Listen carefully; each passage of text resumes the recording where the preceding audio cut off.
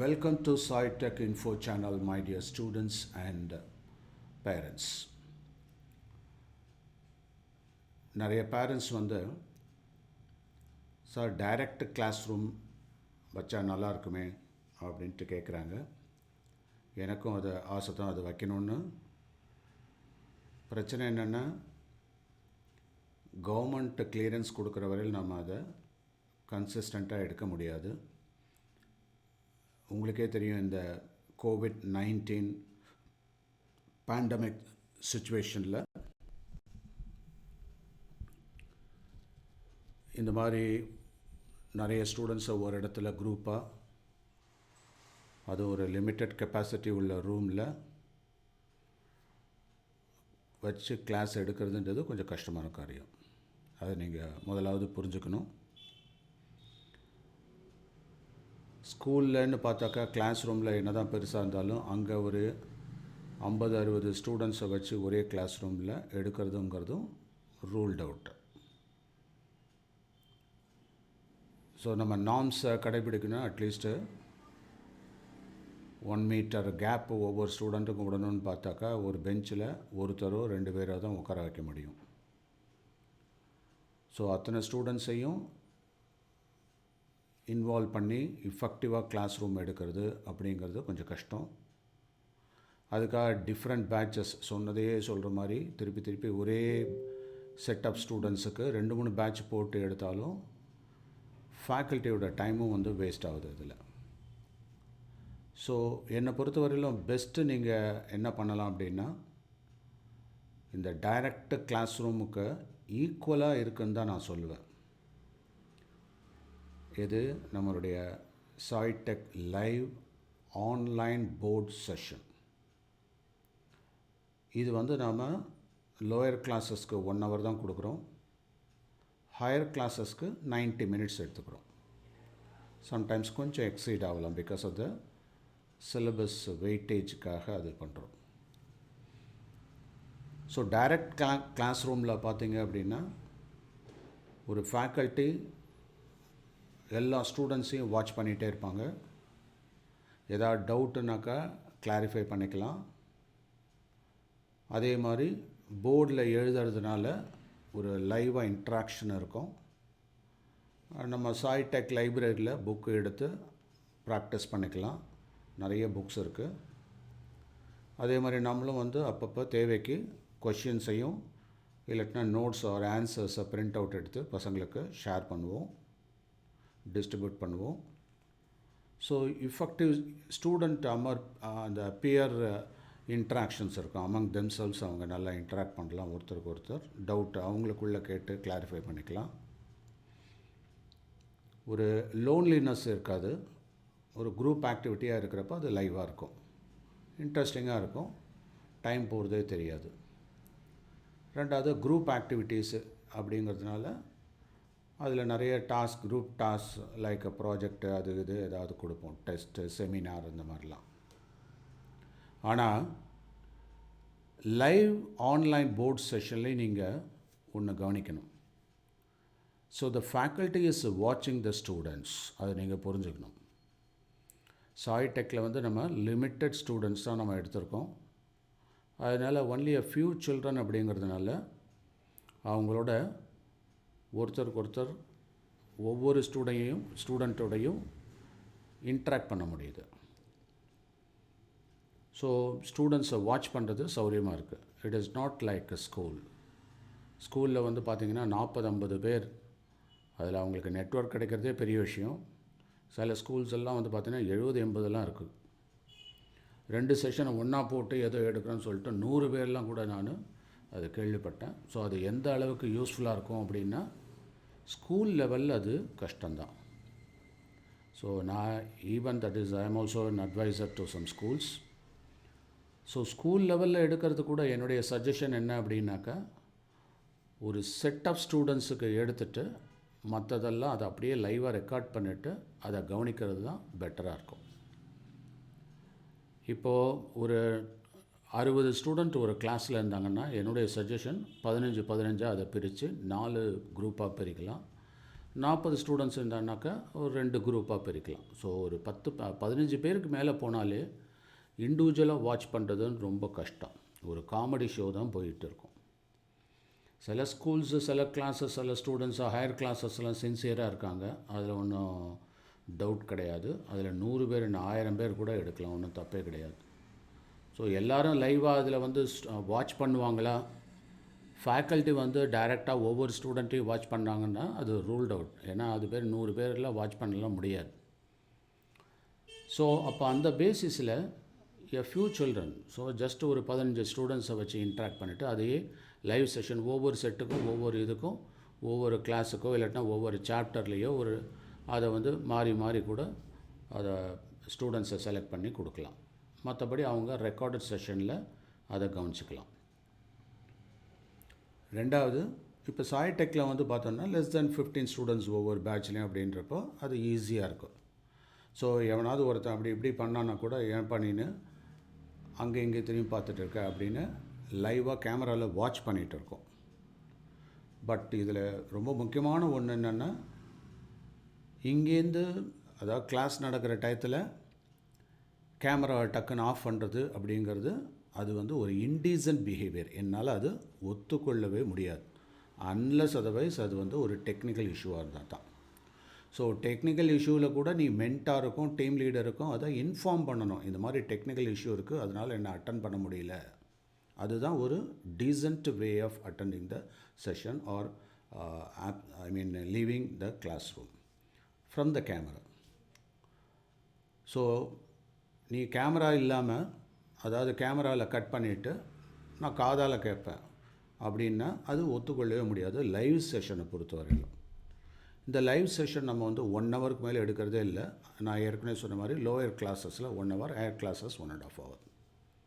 So parent நீங்கள் நல்லா கவனிக்கணும். இது கம்பல்சரியாக உங்கள் ஸ்டூடெண்ட்ஸை நீங்கள் உட்கார வைக்கணும். ஏன்னா இது வந்து ஒரு டுட்டோரியல் செஷன். அது நல்லா ஞாபகம் வச்சுங்க.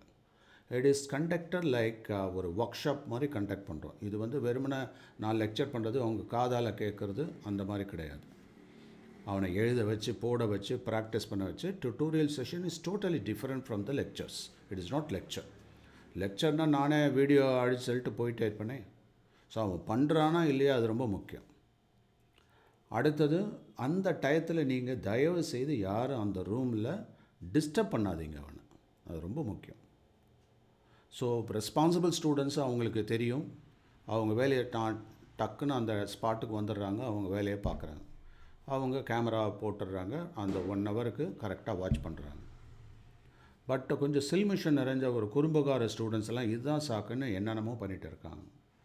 அதுவே இன்டர்நெட் வலைதளத்தில் வந்து பார்த்திங்கன்னா ஒரு காமெடி ஷோவாகவே ஆயிடுச்சு. அது இந்த காமெடி ஷோ அப்படிங்கிறது அது என்ன, தட் இஸ் டீச்சரை கேவலப்படுத்துகிற மாதிரி இருக்குது. அது ரொம்ப தப்பு அது.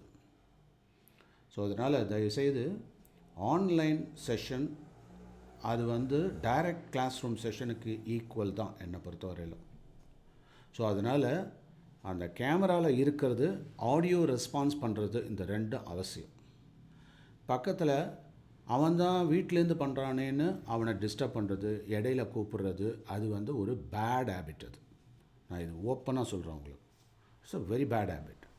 அந்த 1 ஹவர் கூட பொறுக்க முடியலையா, தெரியும் இல்லை இந்த செஷன் இருக்குதுன்னு சொல்லிவிட்டு, இல்லைன்னா பர்மிஷன் வாங்கிட்டு முன்னாடியே இது பண்ணுங்க. ஸோ இது வந்து என்னுடைய செஷனில் on behalf of every teacher, whether it is from a tutorial session or tuition centre or coaching centre or branded coaching centres, அதுக்கப்புறம்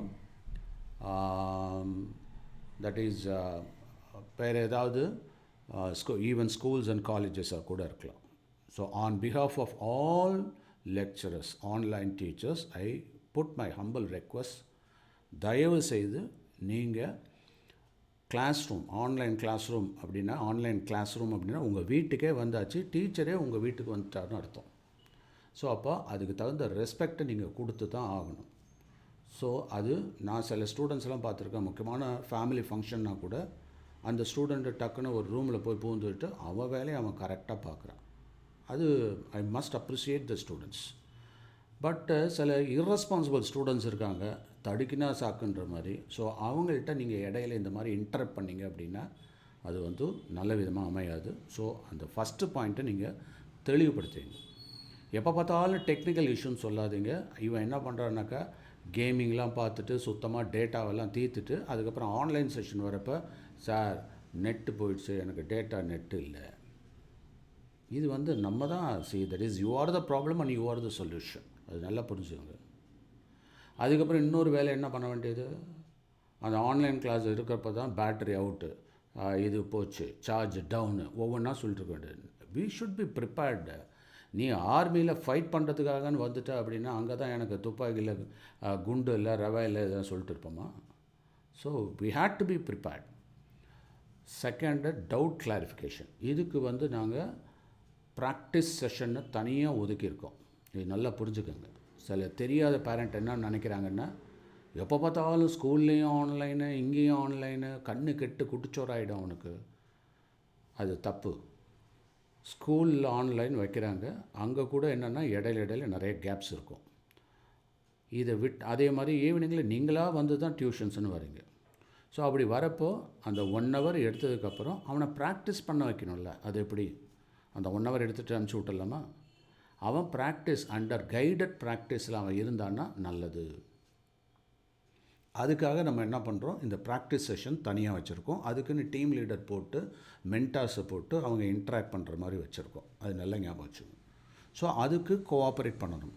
பர்டிகுலராக ஏர்லி மார்னிங்கில் ப்ராக்டிஸ் பண்ணுறதுக்கு 6 to 7:30, அதுக்கப்புறம் ஈவினிங்கில் அவனுடைய லைவ் செஷனை தவிர ஒரு 2 hour அவன் ப்ராக்டிஸ் பண்ணுறதுக்கும் கொடுக்குறோம். இதில் அவன் ஸ்கூல் சப்ஜெக்டையும் படிக்கலாம், இல்லாட்டினா சாய்டெக்கில் என்ன நடக்குது அதையும் படிக்கலாம், என்ன வேணால் படிக்கலாம்னு சொல்லியிருக்கு. என்ன ஒன்று, இவங்களுடைய ப்ரெசன்ஸில் ஆஸ் அ ஸ்குவாடாக உட்காந்து ஒரு ஸ்டடி சர்க்கிளாக படித்தா அவங்களுக்கு ரொம்ப யூஸ்ஃபுல்லாக இருக்கும். இது ரொம்ப முக்கியமானது. இது வந்து சார் தான் இல்லையே, நம்ம எதுக்கு அந்த ஆன்லைன் செஷனை வந்து ப்ராக்டிஸ் செஷனை அட்டன் பண்ண வைக்கணும்? ஸோ பசங்க சொல்லுவாங்க, என்ன சொல்லுவாங்க, சார் அதில் வரதில்லை, அதனால் எதுக்கு ப்ராக்டிஸ் செஷன்? ப்ராக்டிஸ் செஷன்றது ஆக்சுவலாக I am like a PT master. இப்படி பண்ணணும்னு ஒர்க் அவுட்டை சொல்லி கொடுத்துட்டு அங்கேயே உட்காந்துட்டு இருந்தோம்னா மற்ற வேலையை பார்க்க வேண்டாமா? மற்ற ஸ்டூடெண்ட்ஸுக்கு இன்ட்ராக்ட் பண்ண வேண்டாமா? அப்போ அவனுடைய பொறுப்பாகுது இல்லை. ஸோ ஒரு ஒர்க் அவுட் பண்ணுறதுக்காக பாடி ஒர்க் அவுட் பண்ணுறதுக்காக ஒரு ஃபிசிக்கல் ஃபிட்னஸ் செட்னு போவோம். அவன் மியூசிக்கையும் போட்டுட்டு வாத்தியார் என்ன சொல்கிறார் அந்த கோச்சு, இப்படி பண்ணணும், அப்படி பண்ணணும், இப்படி பண்ணணும், லிஃப்டிங்னா லிஃப்ட் பண்ணணும், ஓடணும் இப்படி ஓடணும், அந்த ட்ரெட்மில்ல அதில் எப்படி போடணும், எப்படி பட்டன் ஆன் பண்ணணும், ஆஃப் பண்ணணும், இதெல்லாம் சொல்லி கொடுத்துட்டு, அது எப்படின்னாக்கா சைக்கிள் கற்றுக் கொடுக்குற மாதிரி தானே, பின்னாடியே ஓடிட்டே இருக்க முடியுமா? ஸோ அது நல்லா புரிஞ்சுக்கோங்க தயவுசெய்து. அப்போது ஈவன் இந்த ஆப்சன்ஸ், அது டோட்டலாக ஆப்சன்ஸாக இருக்கக்கூடாதுன்னு தான் ரெஸ்பான்சிபிள் பர்சன்ஸாக அங்கே போட்டது, ஒரு ஸ்மார்ட் ஸ்டூடெண்ட்ஸாக அங்கே போட்டது. ஸோ அதனால் அவன் சொல்கிறான் இவன் சொல்கிறான் தயவு செய்து கேட்காதீங்க. ப்ராக்டிஸ் செஷன் அப்படிங்கிறது ஒரு கைடட் லெவலில் இருந்தால் அது ரொம்ப யூஸ்ஃபுல்லாக இருக்கும். அடுத்தது, ஸோ அதனால தான் ப்ராக்டிஸ் செஷன். அதில் ஏதாவது டவுட் இருந்தால் சீனியர்கிட்ட கேட்கலாம், அவனுடைய ஃப்ரெண்ட்ஸுக்கிட்ட கேட்கலாம்.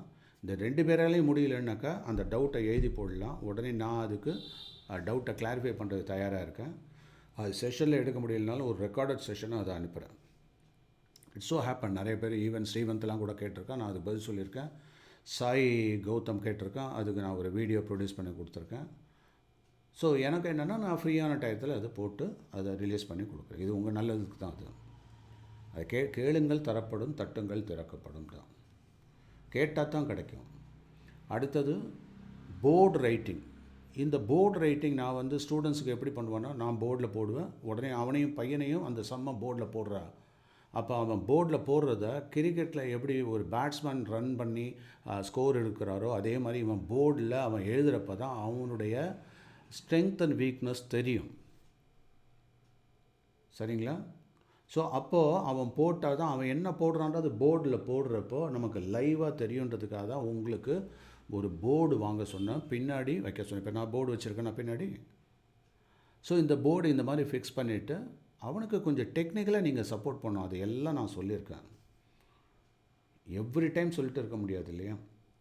ஸோ அப்போ அதை போர்டை ஃபிக்ஸ் பண்ணிட்டாக்கா நான் என்ன பண்ணுவேன், என்னுடைய லைவ் செஷன் இருக்கிறப்பையோ இல்லாட்டினா ப்ராக்டிஸ் செஷன் இருக்கிறப்பையோ ஸோ அவங்க இன்ட்ராக்ட் பண்ணுறதுக்கு சௌரியமாக இருக்கும் இல்லையா? நான் ஒரு ட்ரிக்னாமெண்ட்ரிலையோ இல்லாட்டினாக்கா ஃபிசிக்ஸில் ஏதாவது ஒரு ப்ராப்ளம், மேக்னட்டிசத்தில் ஒரு ப்ராப்ளம் கொடுத்துட்டு டிஸ்கஸ் பண்ணிவிட்டு சிமிலர் டைப் நீ போடு அப்படின்னு போட்டால் போட தெரியுதா நான் பார்க்கலாம்ல. ஸோ இங்கேருந்து வாட்ச் பண்ண முடியும்ல.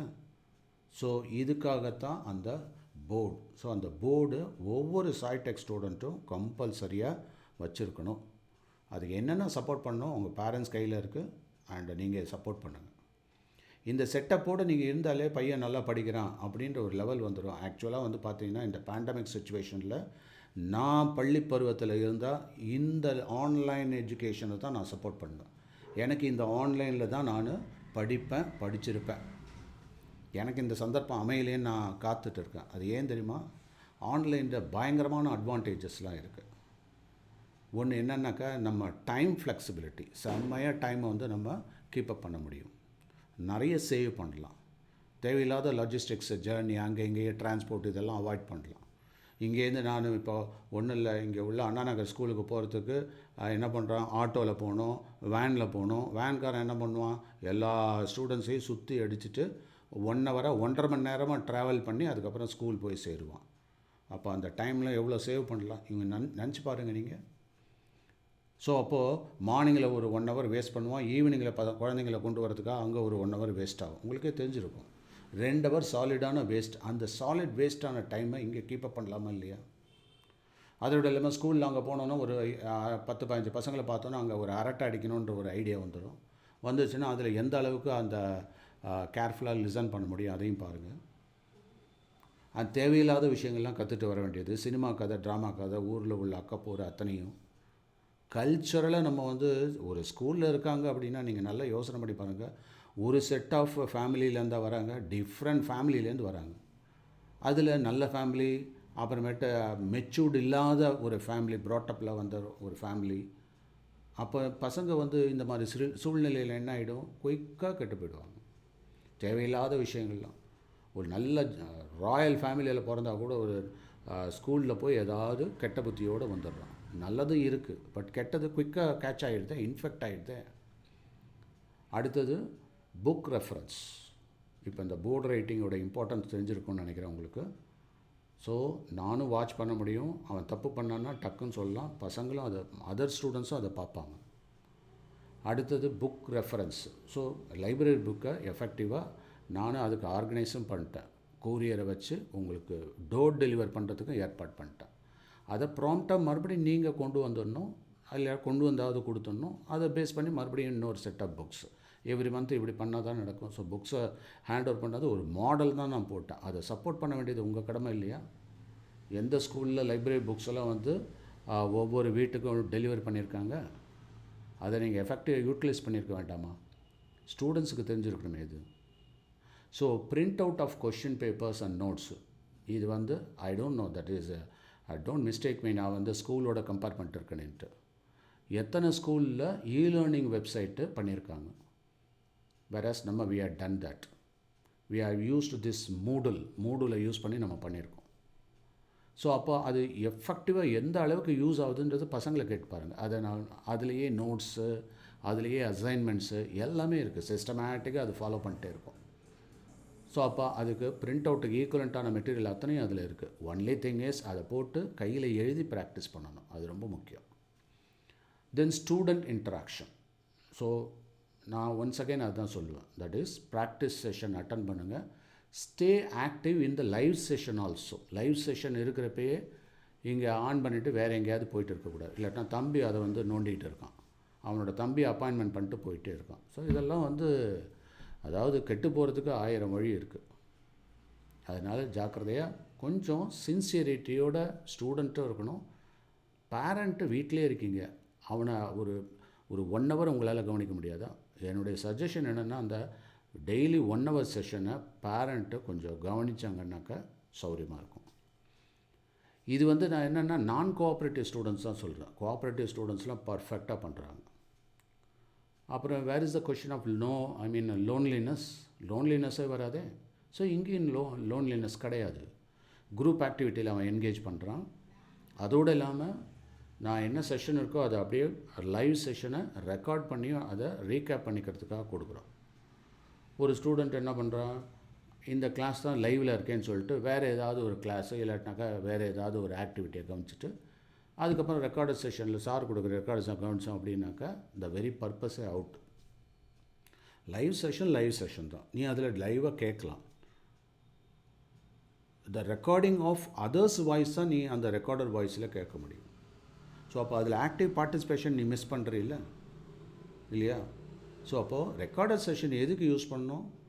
ரீகேப் பண்ணிக்கிறதுக்கும், நோட்ஸ் எதாவது மிஸ் பண்ணிட்டீங்கன்னா அதுக்கும் யூஸ் பண்ணலாம். With all this, if you are truthful to yourself, then you are the problem and you are the solution. So தீதும் நன்றும் பிறர் தர வாரா, அதை நீங்கள் நல்லா புரிஞ்சுக்கணும். ஸோ இந்த டைரக்ட் கிளாஸ் ரூமை விட என்னை பொறுத்தவரையிலும் ஒரு ஸ்டூடெண்ட்டு லைவ் ஆன்லைன் போர்ட் செஷனை பர்ஃபெக்டாக பிரமாதமாக யூட்டிலைஸ் பண்ணிவிட்டு சக்ஸஸ்ஃபுல் கேண்டிடேட்டாக வர முடியுங்கிறது என்னுடைய தனிப்பட்ட கருத்து. ஸோ இதை பற்றி உங்களுக்கு கமெண்ட்ஸ் இருந்ததுன்னா தயவுசெய்து ஷேர் பண்ணுங்கள். Nothing wrong in that. So எல்லா பாசிட்டிவ் கமெண்ட்ஸுக்கும் டெஃபினட்டாக நான் ரிப்ளை பண்ணுவேன். And at the same time இதில் ஏதாவது நெகட்டிவாக இருந்ததுன்னாக்கா நான் அதுலேருந்து லேர்ன் பண்ணிப்பேன். சரிங்களா? ஸோ 2 விஷயம். ஒன்று, நான் உங்கள் கமெண்ட்டு பாசிட்டிவாக இருந்ததுனாக்கா ஓகே, அதுலேருந்து நான் பாசிட்டிவாக இருந்தாலும் லேர்ன் பண்ணிப்பேன். நெகட்டிவாக இருந்தாலும் நான் என்ன பண்ணிப்பேன், இப்படி கொடுக்கக்கூடாது, ஓகே லீவ் இட் அப்படின்ட்டு அங்கேருந்து லேர்ன் பண்ணிக்கலாம். ஸோ லைஃப்பில் பாசிட்டிவ் நெகட்டிவ் எது வந்தாலும் லேர்னிங்கிறது அது நான் ஸ்டாப்பாக போகக்கூடியது அது. Okay, so thank you very much for வாட்சிங் this video and also share with other students and parents. Bye.